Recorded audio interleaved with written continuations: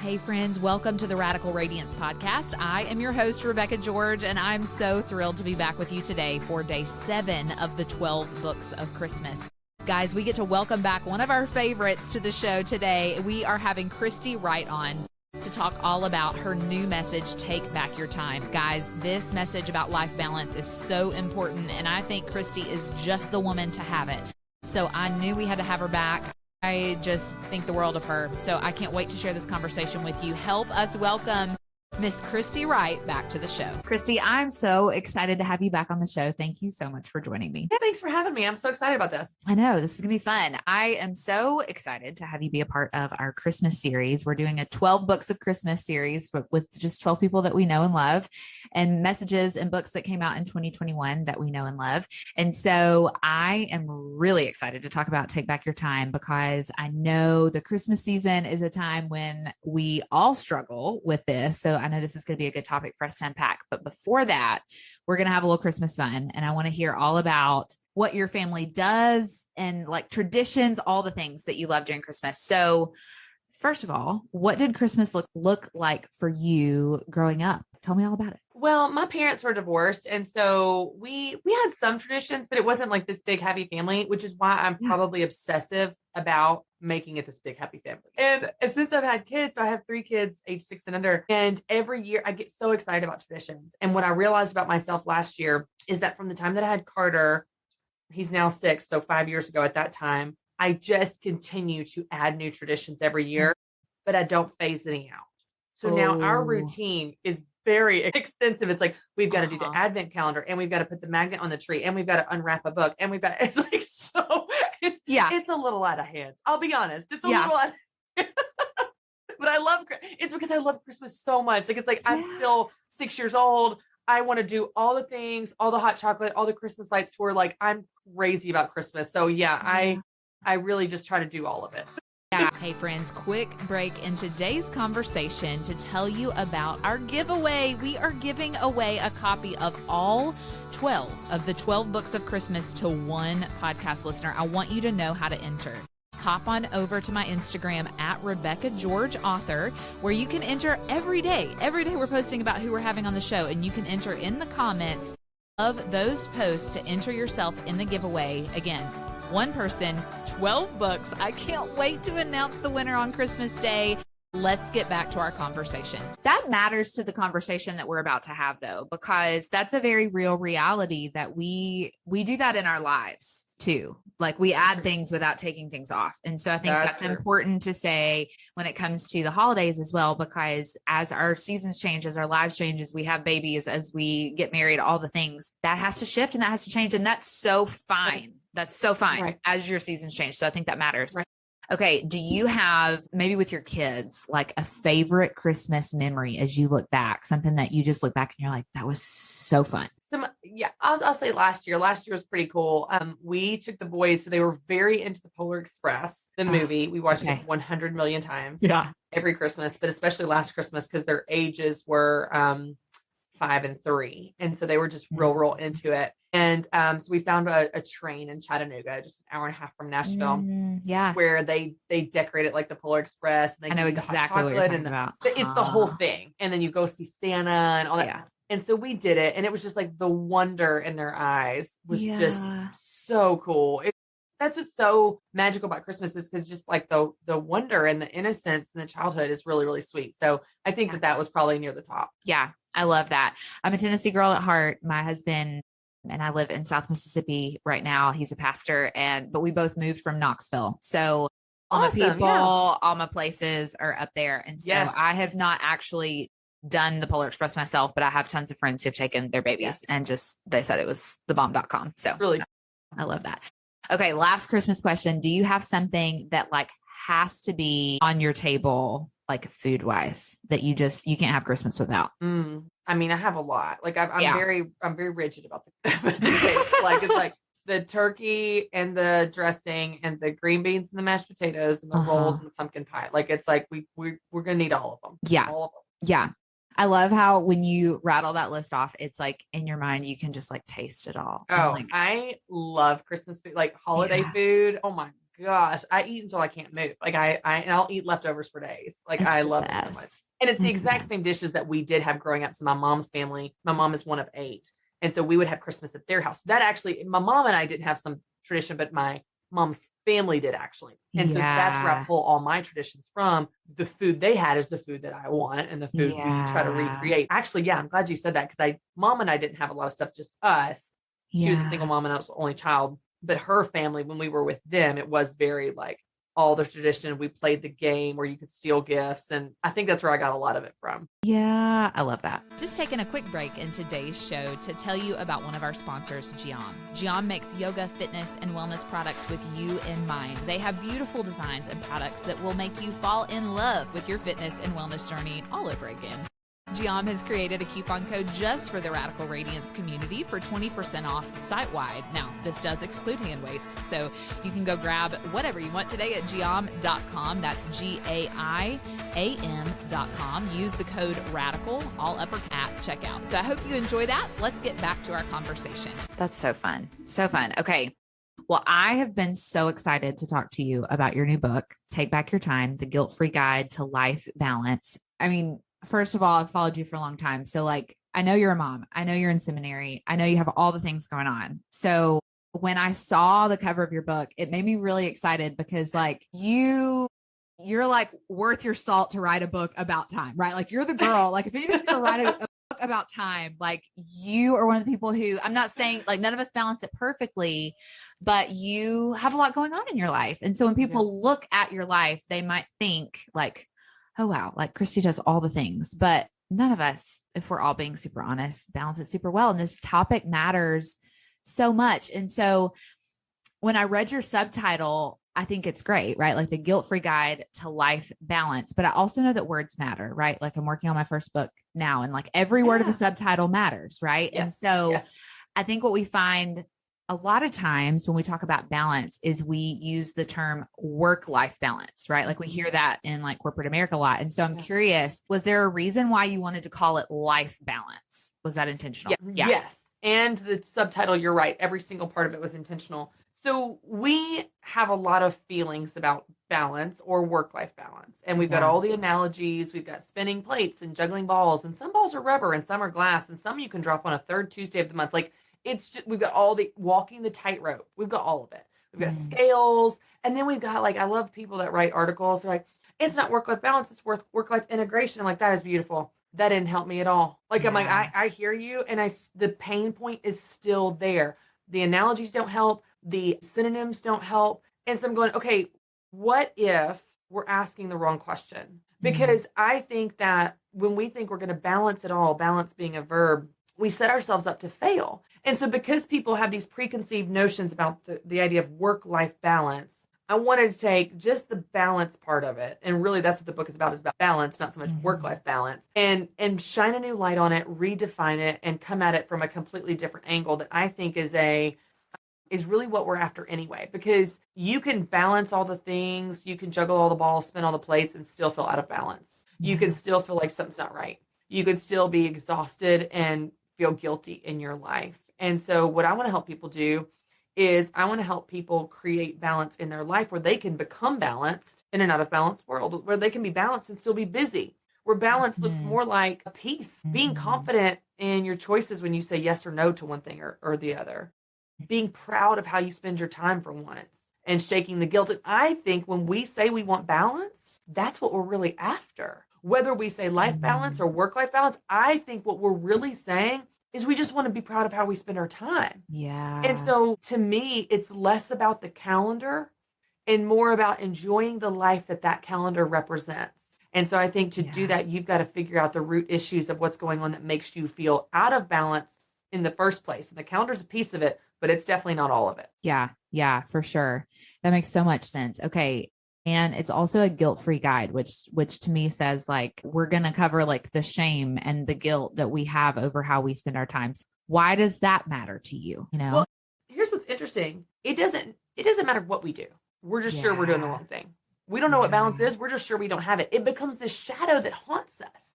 And so what I see, and I know you have a lot of female listeners, but I see a lot of men and women, but especially women, walking around all day, every day, believing that they're failing. Yeah. That they're failing at work, they're failing their kids, they're doing a bad job, they're not holding it together. If they could just get it together, if they could just get caught up, if they could just get it together. And it's not true. It's not true at all. They're not failing and they're not doing a bad job. And so I think if you can help women see what they're doing right, and then certainly be more intentional with figuring out what's right and doing what's right for them, but then acknowledging, once they do it, to actually acknowledge it and be proud of it. Yeah. Then I think you set them free to actually not only experience their life more, but to actually enjoy it more. And so you're hitting on the root cause that I think is a bigger problem than the lack of time itself. It's the fact that we walk around every day feeling like they're failing. I've noticed one of the things women do a lot is we assess other women on what they're doing well, and we assess ourselves on what we're doing poorly or where we're failing. So I see, oh, wow, she's got a rockin' business and her kids look so perfect and well-behaved and they're monogram smock shirts and her house is so clean. And me, my kids aren't well-behaved. My house is not clean and they don't wear smocked monogrammed outfits. So I must be a bad mom. Yeah. Where they're judging us on what we're doing well and what they're doing poorly. And we're all, there's an element of this I want my reader to see what she's doing right already. Yeah. And then choose it. Like, so choose what's right and do that, but then acknowledge it, because even if you perfectly manage your calendar, if you still feel guilty for all the things you're not doing, you're going to miss your life and you're going to believe that you're failing and you're not. And so there's an element of certainly being intentional and putting the right things on your calendar. But then once you do that, being present for them and proud of them so that you can acknowledge that those were right and you can feel satisfied at the end of the day instead of feeling guilty. What a concept, right? Yeah. Yeah. I had a conversation the other day with a friend about kind of this very thing about how we keep our homes, like how perfectly cleaned and upkept we keep our homes. And I just told her, I was like, I think if somebody were to walk in our home, they would not leave saying like, wow, everything in her home is perfectly organized and looks like Joanna Gaines, redid it, or like it's not going to be perfectly cleaned. However, you're going to have a great time and you're probably going to eat some really good food. And like, I'm totally becoming fine with that being our MO, I know that important kingdom work is done in our home. And that to me does not mean a perfectly kept house. Now to somebody else, that might be their gift and that might be their sweet spot and what they have time for all the time. It's not for us. My husband's a pastor, work another job and do podcasting, and I write. And right now, like, a thrown together dinner and our full attention is like, that's what I've got for you, And so, but I think you're right. We miss out on our very lives as we just compare ourselves to the people around us. So I think that you make such a good point too, because there can be different seasons to things. And so I think one of the dangers is if something's not right now, it doesn't mean it's never right. So my house isn't super clean in this season of life, partly because I have 3 kids under age 6 and they can mess up faster than I can clean. And partly because I'm in the middle of launching a book. Now, in the middle of normal life, even seasons with kids, normal life, I value a clean house. And so I try to prioritize that. But in this season, it's not a priority. So I've actually chosen not to clean. I know that sounds weird, but simply choosing what makes the cut and what doesn't is very powerful in us understanding the control we have over our schedule and our lives, so we're not victims to it. So when I walk through the living room and I'm stepping over toys, I'm not then thinking I'm a failure. I'm stepping over toys going, hey, that's not right now. You're launching a book and you're in seminary. This is not a priority. You've actually chosen not to spend your time on this. And so it does help you shake the guilt. It also just helps you feel more empowered, knowing that, hey, like maybe in the spring, that will be a priority when I'm not launching a book or whatever, where it's a little bit neater. But there's a piece of this too. And it came to mind. So I wanted to share it. I talk about this actually in my devotional about getting back to you. But women, very often, what we do is we make assessments about our identity based on the season that we're in. And this is dangerous and unhealthy thinking. And what I mean by that is I look around my house and my house is a mess in this house example. And my house is a mess and I think I'm a mess. Yeah. No. I'm in a season of little kids who make a mess. I am not a mess. So we've got to separate ourselves from our season, whether that's a messy house or setting your goals aside so that you can help an ailing parent, or working 3 jobs to get out of debt, whatever the thing is, losing your job due to the pandemic. These are not statements about your identity. You're in a season where that thing happened to you or that thing is going on around you. That is not who you are. Your season is where you are, not who you are. And that's a powerful distinction, especially as busy women that have a lot of interests that go through lots of different seasons in life. We've got to realize this is not a statement of who we are. And that's going to help us have a more healthy perspective on what balance looks like in any new season. Because right now, balance to me looks like a messy house, and that's okay. That's what's right now. Yeah. That's so good. Okay. You talk about sort of creating a schedule that takes into consideration what matters, right? And so back to what matters in our season. So when, women are listening and they're thinking, okay, Christy, that's great, but like, you can't see my house, you don't see my schedule. Like, how do we take steps towards that? What does that look like? Well, I think it makes probably the most sense in context. So I'll give you the quick overview of the book. So life balance, I redefine it in the book. Yeah. Life balance is not doing everything for an equal amount of time. It's about doing the right things at the right time. And when you do the right things at the right time, you feel that sense of balance that you've been looking for. And so how do you do that? Well, I want to give you 5 tactical steps. I love practical, actionable steps. And especially since this idea of balance is this thing that kind of is elusive and haunts us. I was like, okay, let's redefine it. Let's give you steps. So there's 5 steps to creating your version of balance in your life. So here, let's walk through them. Step 1, decide what matters. Step 2, stop doing what doesn't matter. Step 3, create a calendar that reflects what matters. Step 4, protect what matters. And step 5, be present for what matters. So in step 1, you're going to figure out what's important to you, not what is good, not what are your neighbors doing, not what is, what was fun 6 months ago, what you want to do in 2 years, what's right now, what matters right now, what is important right now. And when you ask yourself what's important, especially for women, you will get a very different answer than what you were getting when you're just like, what do I need to do? What should I do? What are all the things on my to-do list? Because we often pile things on our to-do list and our calendars that don't represent anything worth doing. So ask yourself what matters, what's important in this season. And then in step 2, you stop doing what doesn't matter. So you're going to identify all the time sucks, all the things that are stealing your time. Hypothetically, you're staying up till 11 o'clock at night, scrolling Instagram. You didn't even mean to, but then you didn't get enough sleep. You wake up grouchy, you're short-tempered, you're running on caffeine, you're unhappy, unproductive, and uncreative, all because you wasted time scrolling Instagram from 9 to 11 p.m. We can fix this. This is such an easy fix, right? So you're going to cut out the stuff that doesn't matter to make room for what does. But then step 3, which is what you were talking about, after you decide what matters, you have to put it on the calendar. As tactical as that is, we live by our calendars. We even say that, I live by my calendar. But then we're shocked when things that are really important to us don't happen. They don't happen because we did not put them on the system we've chosen to live our lives by. So whether it is an early bedtime or a workout or time with God or a date night or playing with your kids or cleaning your bathroom, anything you want to do, if it's important to you, needs to have a block of time on the calendar. Now, this is not restrictive. This is not like, oh, I'm just such a rules person, I'm taking all the fun out of your life. You can make it look like anything you want to. You can put anything you want to on there. It's simply a tool to help you do what you say you want to do. Those things that are most important to you, if they're going to happen, they need to be on the system you've chosen to live your life by. Yeah. Yeah.